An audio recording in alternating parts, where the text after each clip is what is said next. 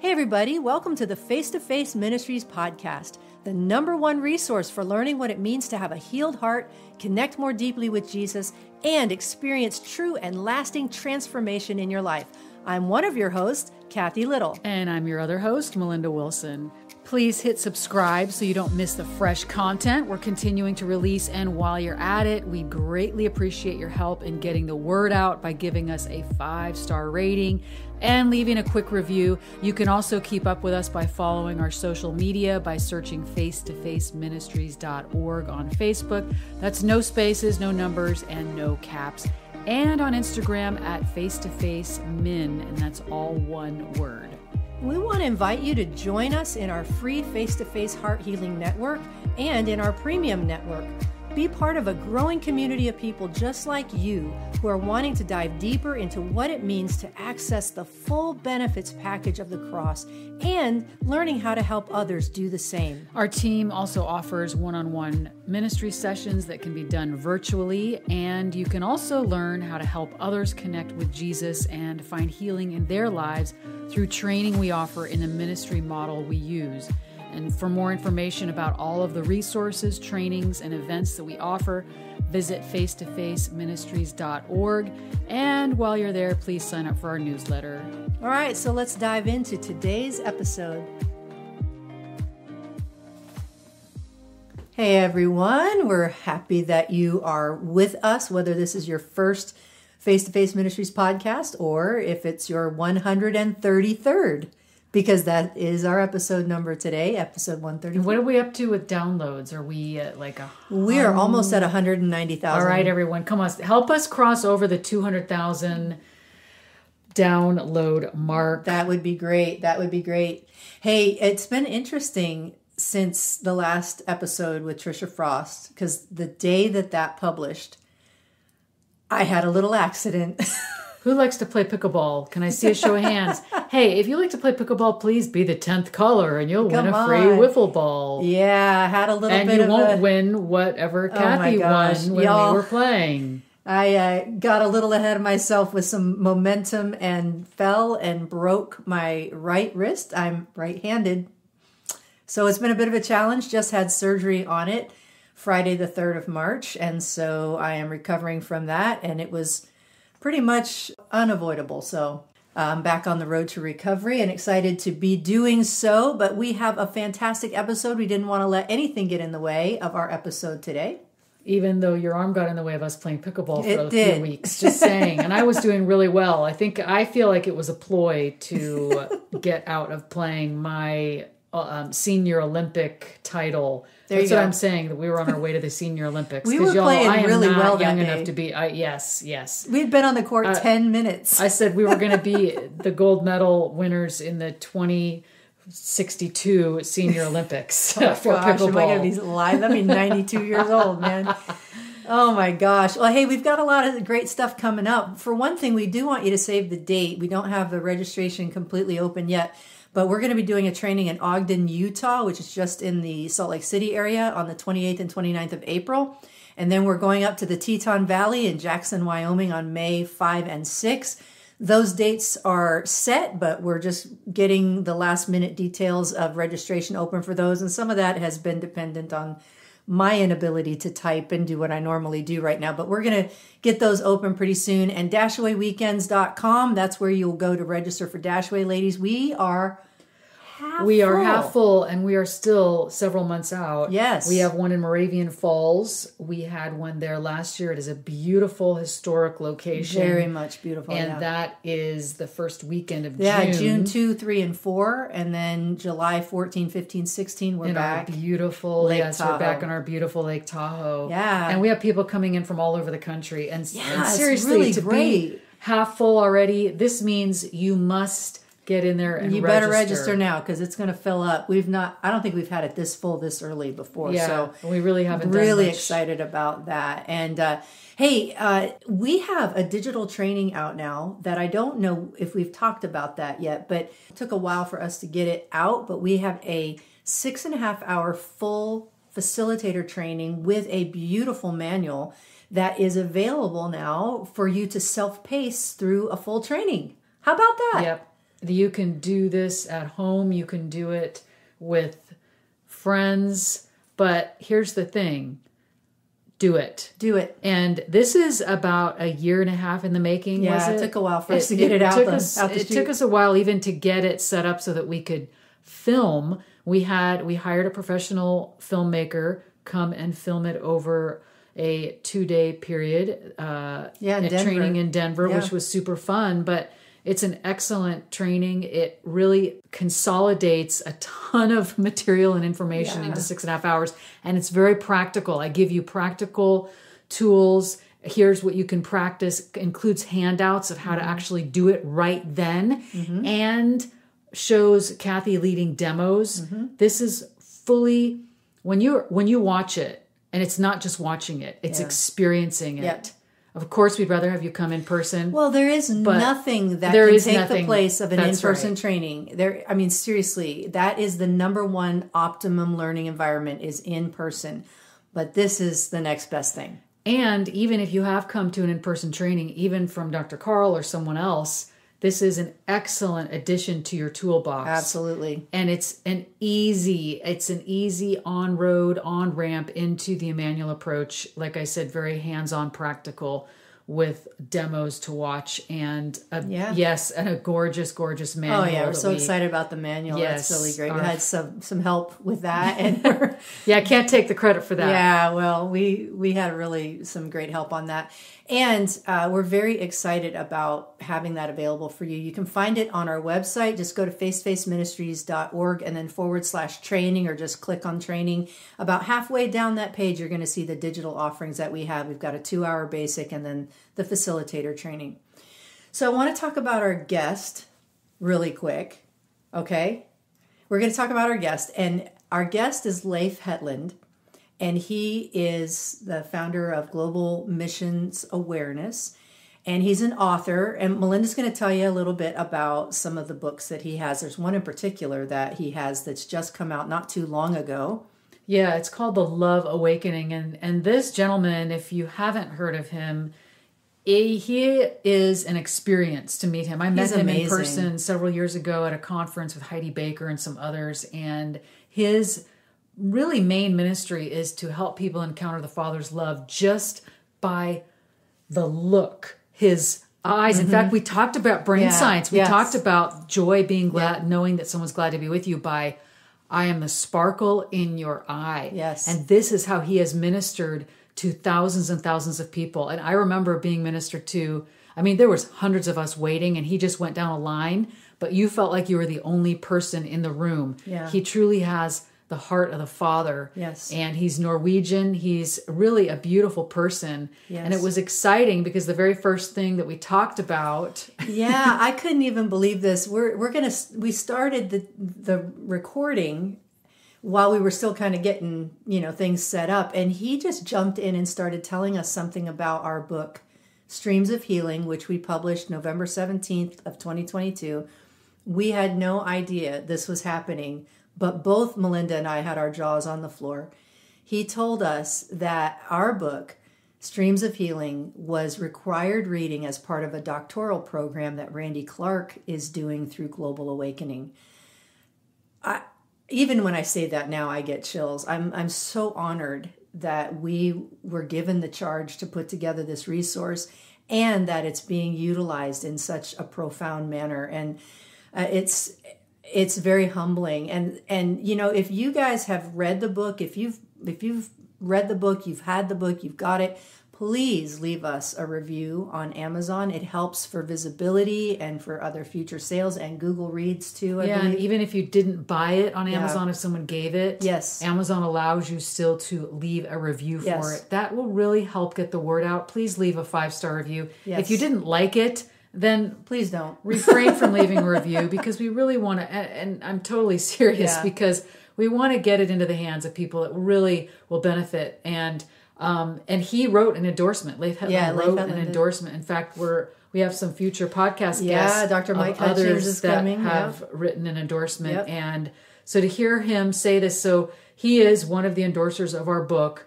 And yes, it was a little plug for the book because this is a shameless plug. Yeah, because it's a gold mine. It is a total gold mine, and so many years in the making. We didn't write the chapters. Each of the founders of these models wrote the chapters. We just compiled them and packaged it in a way to get it out to people so they can understand the bigger picture of what God's doing in the inner healing movement, all the different models and tools that are available. It's a fantastic resource, and to have Randy Clark be putting it in front of his students, I am just blown away. But we actually start with Leif telling us about that, and we thought we'd just kind of let you into that because the shock for both of us is very real in that interview. But definitely leave a 5-star review and help us out with getting more of the word out about the book. And if you want more information about Leif Hetland, you can go to leifhetland.com, LeifHetland.com, and you get information about his book, The Love Awakening. But we want to dive right in. Yeah, it was a wonderful experience with Leif, and it felt a lot it felt a lot shorter. I wish that we had kept going, but we definitely all had a time constraint. But what a beautiful experience it was to sit in front of him and listen to his heart. And I know you'll be encouraged too. All right, so here we go. I don't know if you ladies know that that book is also used for the doctoral program with Dr. Randy Clark as his class, as a textbook right now for the doctoral students. So I just read it, and the doctoral students, as part of his doctoral program, one of the classes that Dr. Randy Clark is teaching, and he uses that as the textbook for inner healing. Oh, my word. That would be an encouragement for you ladies, because there's a lot of key people that are part of that class. So I thought that as an encouragement. Oh, thank you. Oh, my word. I wonder if that's because of Trisha Frost. I don't know. I think it is Randy. Of course, I know Mike, Dr. Mike Hutchins is also with Randy. So he also endorsed the book. So he runs Randy's school. I'm part of Randy's global board and part of that. So, but I'm also one of the students. So I first read the script before it was finished, but now I read the whole book again as part of the class. Oh my goodness. Part of that, the healing, but he's dealing with physical healing, inner healing, deliverance. And I'm trying to remember what else. But it's one of the classes that he has for his doctoral. I don't even know what to say. That is amazing. I'm so honored that Streams of Healing has made it there. It's so exciting. That's so exciting. You know, we put that together because there was no other place to get all those in one spot. And that's what the podcast started out as. And then it grew into the book, which was the original thing. We had a friend say, you need to write a book. And that wasn't where we started, but it's where we landed. And now to have that resource making its way out, I'm blown away by that. Thank you for sharing that, Leif. That's very encouraging. That is, I had no idea. We're so honored to have you, Leif, because a lot of these people that said yes to writing an endorsement, probably like, who the heck are they? And we're not well known. We do have the podcast that we've interviewed dozens and dozens of inner healing leaders. From 2019, we started doing that, and it's just been a journey. And then I wouldn't say all of a sudden, it's been a 4-year journey to come to this book. But we appreciate those of you who wrote an endorsement without even meeting us, without really any hesitation. You and Mike and several others were so, and we actually are going to have him on a podcast too. Actually, Leif, you prayed for me I'm trying to think. I think it might've been you know where it was? In San Jose, California, like 6 or 7. I'm from California originally. And it was a Heidi Baker and Georgian Banov and several other amazing folks. And you were going around and just praying for people. And the thing that I really remember about you the most is your eyes and your smile. And this is how we know that people are connecting with us. And it even neurologically, Leif, I'm sure you're aware of this, but our brain is looking to the face of someone who's glad to be with us. This is neurologically how we're wired. When you look in people's eyes, Leif, even if it's just briefly, and the way that you look at people, it is doing something neurologically, biologically to their brain. They can see and believe, even unconsciously, that you are glad to be with them. And that is the neurological definition of joy, that I know you're glad to be with me. So it's already releasing the feel-good chemicals, oxytocin and dopamine in my brain. So your ministry of even smiling, giving that father's love, hugging them, whatever that way of connecting is profoundly impactful. And I just wanted to encourage you in that regard, because you're doing some brain science stuff. I had a very fun experience. As you know, there's a move of God's Spirit among young people. And of course, what's going on in Asper. But this week or Saturday, I was ministering just in Destin in a small setting. One of my spiritual son and daughter has a church as well as a ministry school. And as I ministered, the last person that night, we ministered to all of them. And again, giving them the look of love, but also ministering to, as all the adults were sitting around, the sweetness of his presence was just filling the room, and so much was taking place. But I was ready to leave, and this one girl sat there, and she was just totally locked up. 17-year-old from Asia, found out she had been adopted.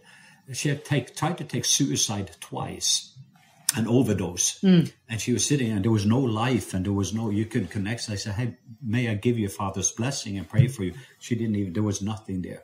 And again, so when you just remind, I just stood there. She didn't give me permission, but just loved on her and looked at her.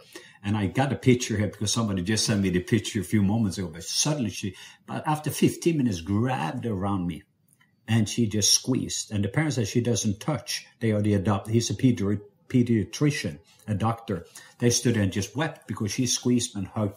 But within 24 hours, I saw her coming back totally alive. She had depression and anxiety, but also had just overdosed, didn't see a purpose for life. But I felt you represented a whole generation of the Gen Z that have these walls. But when love moves in and letting those walls that has been around their soul and the heart and the wounds. Anyway, that was on Saturday. And then Sunday, I just felt, let's invite all the kids and the teenagers because of what God is doing. And all of them. So I just got some testimony yesterday. All of them just experiencing. They were on the floor just weeping as the presence just took over. And anyway, so it was just such an encouragement, a little bit of what you shared, but somebody just sent me the picture and the text of this girl that was being transformed. So,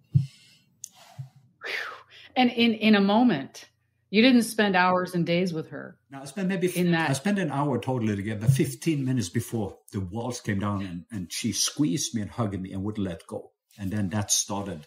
And then the next 45 minutes just took the time to just love her back to life and giving her identity back and connect her to Papa again. And anyway, it was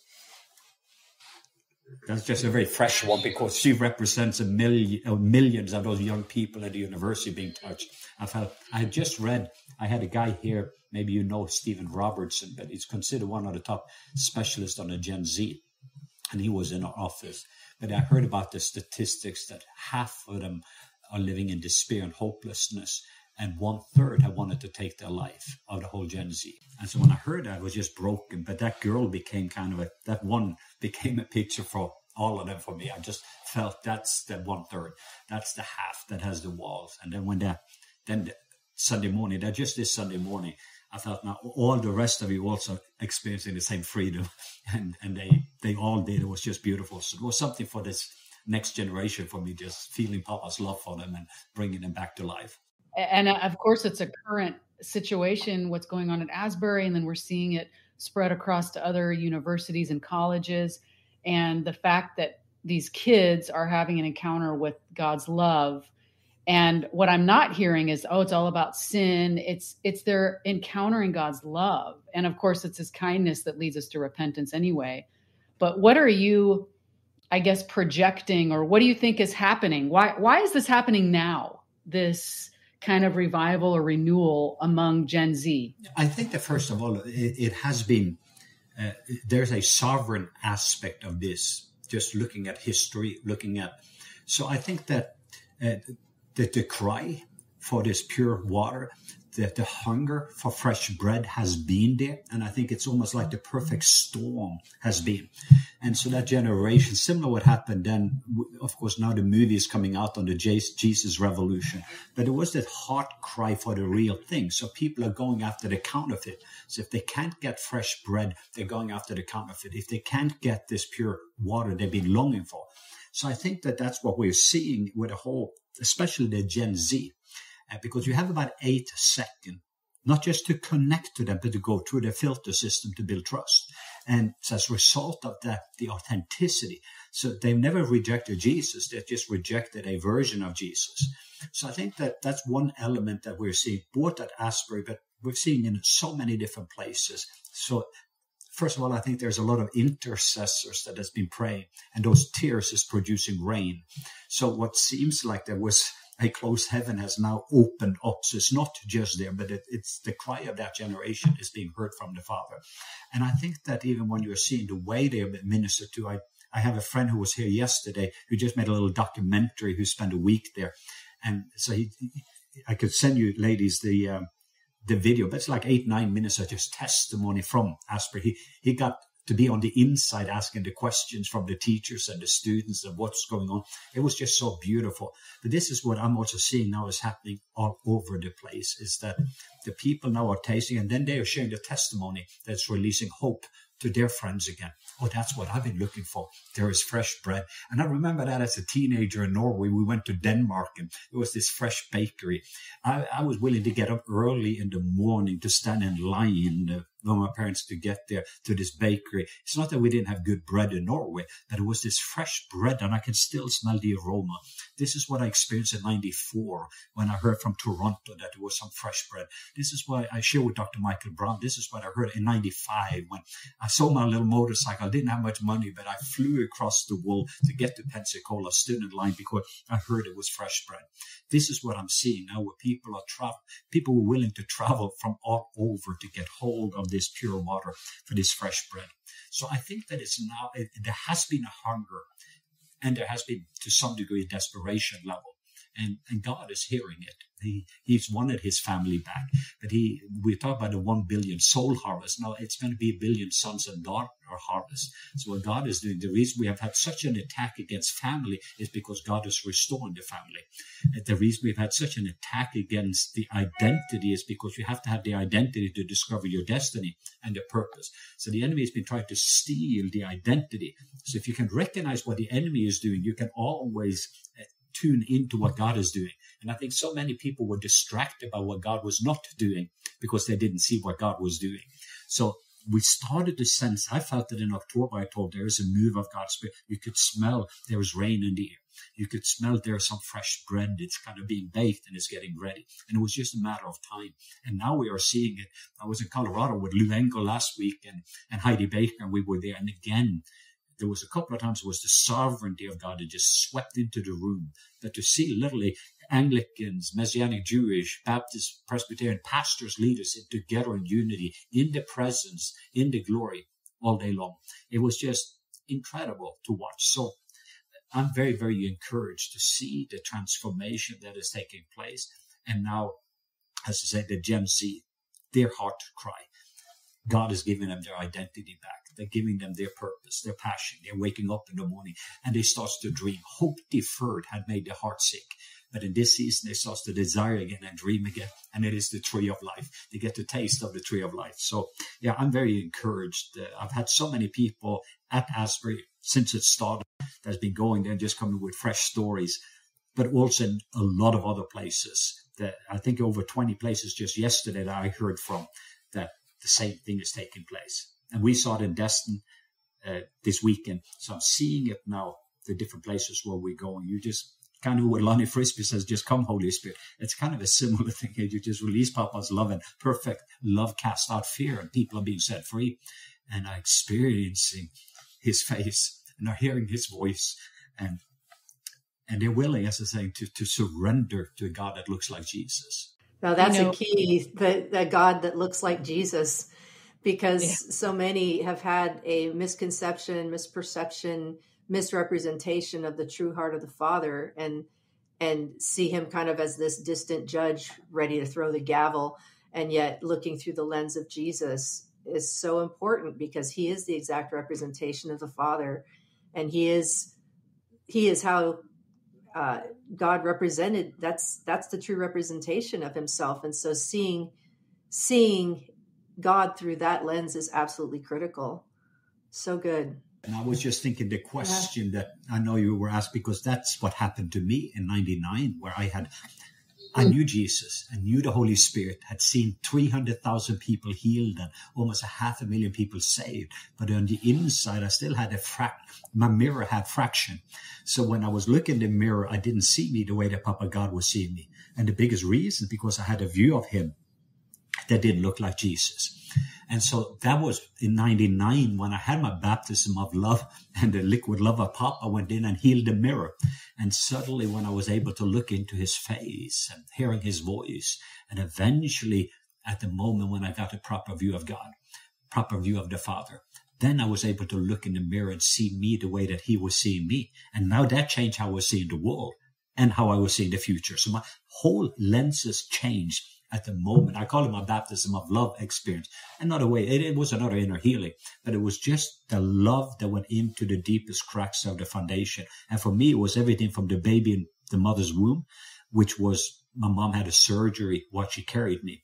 So love went into that baby. So I had fear when I came into this world, or shame and guilt when I was attacked by a grown man when I was 12 years old. So that's why when you asked me to endorse your book, Healing Streams, because I think I probably tasted of every one of those inner healing streams, because I remember my RTF or my Zozo, and I can just go through the list of all of the different ones, because again, I've been on this, and I continue constantly to going in either for tune-up or overhauling. So this is part of my journey, because it is so important for me to making sure I have 20/20 vision, meaning that my lens is how I'm seeing the Father and how he sees me and how I see the world and how I see the future. The tendency that there's things that comes on my lenses and starts to affect me. So I'm making sure to going in and always checking my heart, because you have to guard your heart above everything else, because all the issues of life. So yeah, this is so much of my own journey, what I'm seeing. What God did to me in 99 is what I'm seeing happening to this generation. And it is so beautiful. Thank you for saying that, because I preach, or I harp on, maybe too much, I think in a general way, but about, yes, we have profound healing experiences, but it's a work. It's a continual work. Not that we're always like in the hospital per se for our heart, but it's just that continual looking in, search my heart. Oh God. I mean, we'll look at David and asking God to see if there's any path of pain I'm walking on. I love that out of the Passion Translation. So it's not necessarily constantly, oh, I got to go get more inner healing, but I love what you share. It's that work of cooperation with the Father, with the Son, with Holy Spirit of, okay, is there anything else in me that requires your touch? You talked a few minutes ago and about purpose. And one thing that I know about you from your website anyway, is that you love to help people discover their purpose. Something I'm noticing, I'm subscribed to many, many podcasts, a lot of out of the, not necessarily in the Christian world, but just like motivational speakers and like how to have a successful morning routine, things like that are practical. But a lot of them, it's very interesting. The top ones in the past week is how to discover your purpose. And these are these leader gurus that have millions and millions of subscribers. And I read that about you, and I wonder, so it's not just Gen Z. And I'm like, there seems to be a theme. And, because a 60-year-old could be listening to this, or 70, 50, of how do I discover my purpose? What is going on, do you feel or see now that this is a theme, not just with Gen Z, but and not just non-Christians, Christians, like, what am I doing here? Do you feel like this is a theme that has been going on a long time, or is God highlighting something right now? No, I do believe it is highlighted because, first of all, as believers, I think in the orphan world, and as you know, that's been part of my topic, because the world has become a worldwide orphanage. And even there with the orphan spirit that's connected to when you have an orphan heart, meaning you don't have a home, you don't have a place of belonging, you don't have the place of security, love, value, purpose, and affirmation. When you have that missing, that I call it a black hole in your soul, then a lot of the purpose is in the orphan world that if I do, then I will have, then I become. But it doesn't matter how much you do and how much you have, because you are not becoming, because Lucifer was the first orphan. So I see that on a global level, this is what we're seeing. There's this war going on in a sense between, and it is stealing the identity, because you will not really find your true genuine purpose until you find your identity of who you are and your place on planet Earth, and no matter who you're supposed to represent. So I think that there is being a war, and the enemy has not been so nervous about just us being busy or going through life. As long as we operate with this orphan heart, we will never reflect who the Father is, because we will be orphans. So that's what Jesus is saying even in John 4, that he wants worshipers that are worshiping the Father in spirit and in truth. It's not just worship, but worship the Father. So this genuine worshiper, but that can only happen when you have a spirit of adoption, when you finding your identity, and out of the identity there is intimacy. Out of the intimacy there is actually inheritance. And now I'm talking for believers, meaning that's something that Jesus paid for, that is available for all of us. And then we're stepping in. There's a purpose why you are here. 8 billion people in this world, but there's only one person like you, and you are unique. And there's something of your place as part of God's big picture. When you're stepping into that, it's like a fish in water. It becomes alive. It's like an eagle in the sky. It starts to soar. And this has been so much of my, not starting, because that's in the orphan world. We want to start with purpose. And a lot of them, here's the 3 steps to discover your purpose. But if you are still an orphan, even if you climb in the top of that mountain, you're still going to be an orphan when you're on the top. So in the kingdom realm, it is important that, because there it is not me being alone here trying to just to discover out my place on planet Earth. But just like Jesus, my life verse is John 17:4, where Jesus says, Father, I have glorified you here on earth, and I have finished everything that you called me to do. That's my life verse. So to live and love in such a way, if that is for you with your book, or helping people to experiencing wholehearted living, to experiencing people, to removing whatever walls that they have and set people free. Whom the Son set free is free indeed. So it's to help people to freedom and to discover who they are and whose they are. So that each one of us has a purpose when we are coming in. And coming into this life, God had a purpose. So even before the foundation of the world, he knew us. Before we were in our mother's womb. The enemy is trying to attack people. And the biggest thing is we just coming into this world as orphans, struggling and striving just to make it through in life, hoping that Jesus is going to rescue and take us out of here, and never finding our purpose and our place. So this has been so much of my heart and calling. So it's not orphans that are now in the next moment, because that's the orphan that's going to find their identity if you find your purpose instead of the opposite. So it's not what you do that makes you who you are. It is who you are that makes you do what you do. And that's become so important for me. Sons and daughters reflect who the Father is. So Jesus says, I have glorified you here on earth. Living and loving in such a way. So with your podcast, you bring in glory. When people are being set free, it brings glory. So when we are in your book, when we're reading that, and people are now tapping into different streams of healing that can coming in and helping us to become who we are. Bring us into the intimacy with him that is in the river, and for you to be in the river. And then out of that, life starts to flow, so that people, when they start to taste, they start to drink, and then river starts to flow from our life. And this is part of his purpose. And then finish well. And I think that Jesus is the author and the finisher. And there's a lot of people that struggle to finish well, while Jesus is also the finisher. So Jesus finished everything that God had for him. And that's my heart for every single one of us, that we finish well. Stay within your lane. Be who you are. And do everything that the Father will. Bring glory to him in the way you live and love, but finish well. Finish everything that he called you to do. Not necessarily what he didn't call you to do, but what he called you to do. So John 17:4, I have dedicated my life for that, but to raise up other people that will show who Papa God is, but also they will finish everything that God had for them.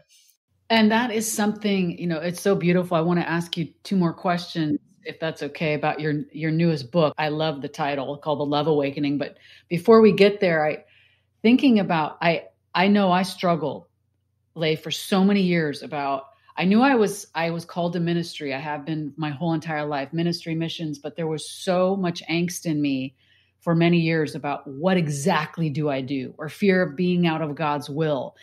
And we're talking about discovering our life's purpose. And even as a believer, my whole entire life, there was still this like, what do I do? What do I do? Where do I go?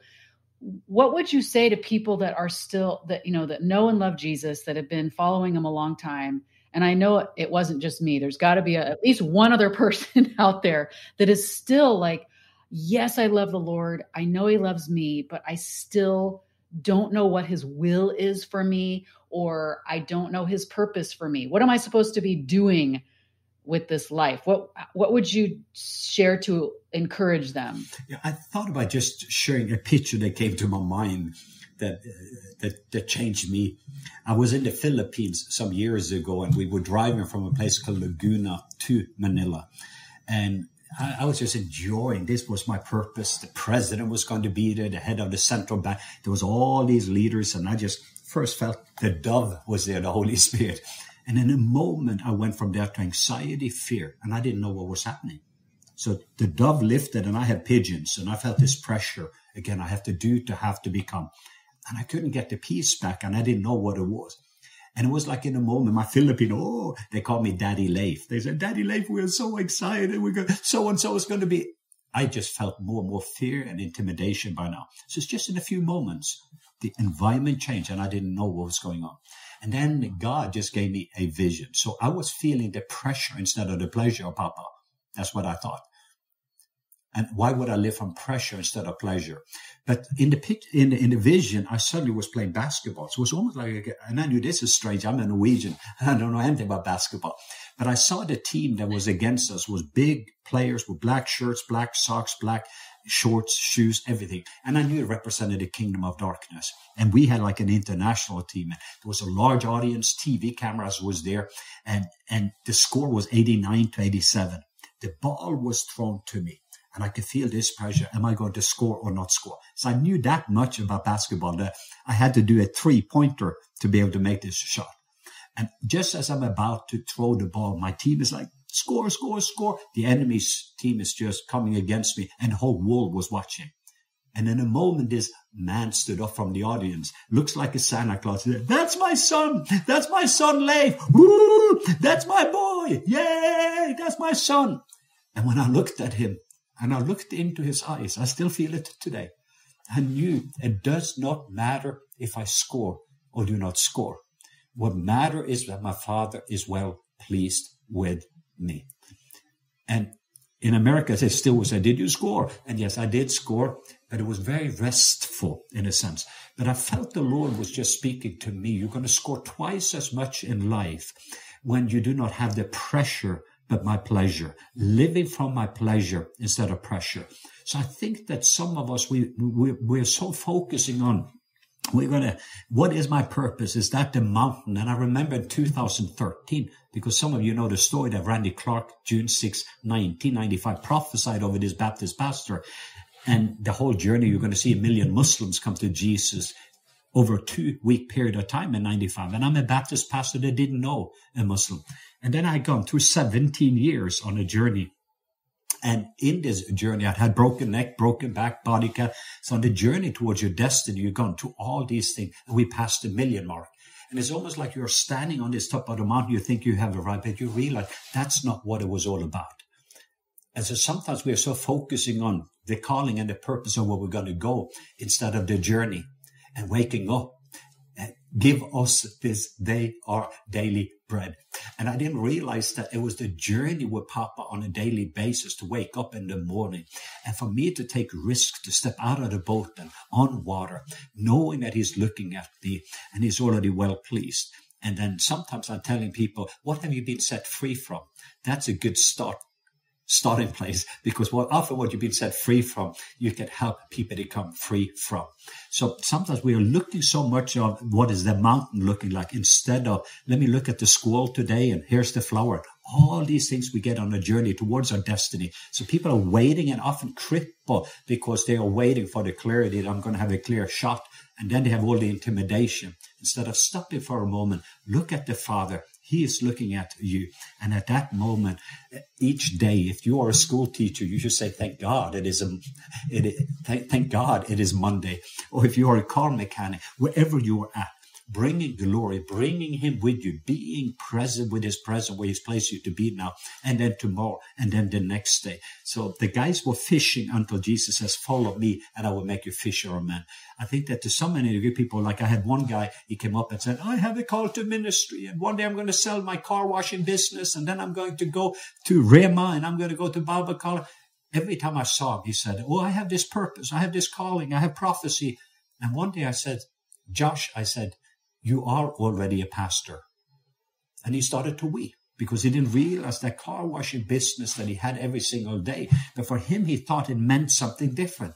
So he can now, instead of going with guilt that one day this is where we're going to be, it is to be present with his presence, knowing the Father's pleasure right now that when you are where you're supposed to be with him, that is the purpose. And in the journey from your Bethlehem as a shepherd boy and to become a king, there's a long journey. Enjoy the Bethlehem season when you learn how to play a harp, be a worshiper, when you practice your sling, but not because you're going to kill a giant, but because that's what you love to do. And the time will coming along when you play the harp that there's a nightmare for a King Saul, and now you are the one. He gave you an instrument, a harp, and you master that instrument, and the next moment he just gets somebody to have a nightmare. So if that's the Muslim imam from me, now I can interpret his dream because I practice my harp. So God is setting it up. So I'm encouraging people, enjoy the harp, worship, going into the secret place, enjoy him.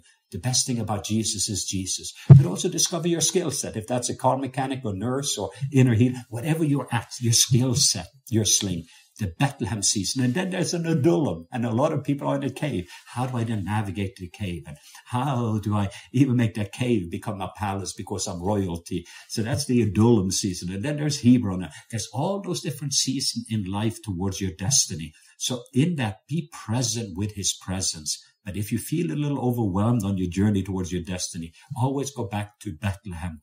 That's meaning the house of bread. There's fresh bread. That's why he said, give us this day our daily bread. Not yesterday, not tomorrow, daily wisdom, daily power, daily, everything you need every day. And it is one day at a time. Enjoy this purpose. And then you're going to start to see, you'll be surprised. It looks a little bit like this, but you will be surprised at the very purpose as you start to do that. He's leading you. He makes me lie down in green pasture. Even though you should walk through the valley of shadow of death, I will be with you. So on this journey, in all the different seasons in the journey, the valleys, enjoy the valleys. So there's no longer a good day or a bad day. It's only grace days. And sometimes we grace to enjoy, the other one the grace to endure. But enjoy the process each day in every way. Just bring his presence and show up with his presence. And it is that, like I shared with you on Saturday, the one girl that I met. I met a lot of people last week, but if it was just for that girl, it would have been worth the experience. But because that you are in tune with the Spirit, I wanted to go to my room, but the Holy Spirit had one more person, and have one person open up for a group of young people on Sunday that had a fresh encounter. And this is just to be present with his presence wherever. If I'm going to be with you, I'm going to be with you. Afterwards, I'm going to be in the car and I'm going to talk to some people. That is my purpose at that moment. Then I'm meeting with my CPA. I'm going to be 100% present with my CPA. Then I'm going to the movie with all of my staff tonight to see Jesus Revolution. I'm going to bring the dove with me there and where I'm supposed to be. And I encourage people in this. Don't try to spend so much time of just figuring out, what do I need to do? But starting, who am I? Where am I? What do I have? And then what am I called to do? Meaning on the journey towards your destiny, it is one step at a time. It is one day at a time. That would be the simplicity that I would give everyone. And eventually he's going to lead you and you're going to get clarity. And sometimes, as I'm saying, it is to take that little step out of the boat and don't be afraid of sinking, because as I'm saying, his grace, he will reach out his hand.